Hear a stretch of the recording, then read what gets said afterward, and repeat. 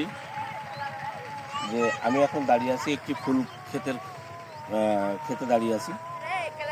এই ফুলকপির ক্ষেতে অনেকেই ভিডিওতে দেখছেন যে কৃষকরা ফুলকপি লাথিয়ে পাড়িয়ে নষ্ট করে দিচ্ছে।